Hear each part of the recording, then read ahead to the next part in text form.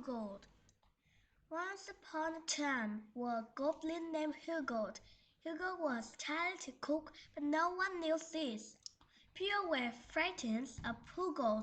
Would Hugo ever want to be access for his talents? Instead, he was rejected for his looks. One winter day, Hugo decided to make soup. Buzzroot is just the thing I need, Hugo says. He put on his heavy coat and went out into the snow to search for the ingredient.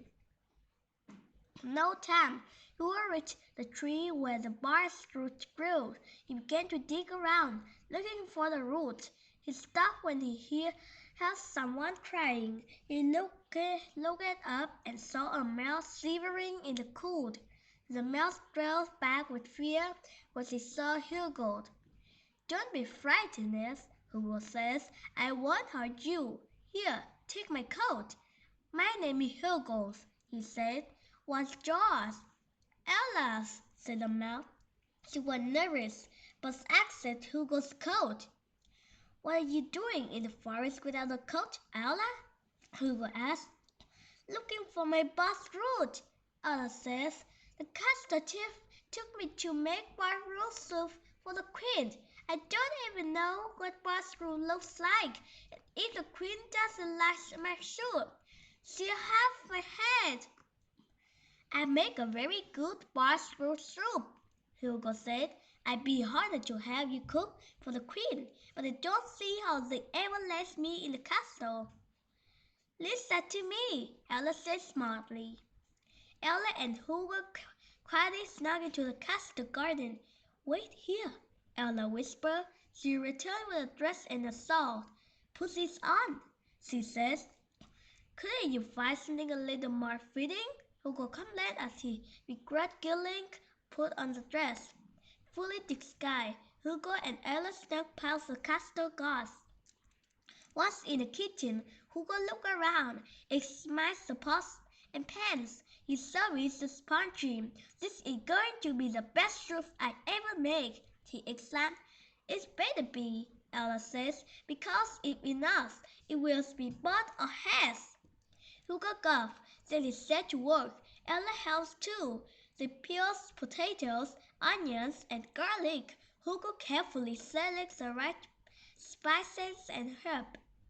Finally, he added the buzzroot. "The finished talk," Hugo says. At the moment, a bell in the back of the kitchen jingled. "Just in time, too," Ella says. "That's the queen calling for her dinner." Ella and Hugo entered the queen's grand dining hall. The queen was poking at the food in front of her with her fork. "What is this?" the queen complained to the chef. "I ordered soup." "Yes," said the chef. "Ella wants it here." The chef pushed Ella towards the queen. As he did, he whispered in the mouse's ears. "This had better be good," he said cruelly. "Otherwise, it is the end of you." Hugo kept his face hidden behind his shawl as Ella saved the queen. The queen looked down at her bowl of hot soup. She stirred it slowly with a spoon. Then he left a spoonful to her mouth. She swallowed it and took a sip. The grand hall was silent. Hugo and Ella held their breath. Then, very slowly, a smile breathed across the queen's face.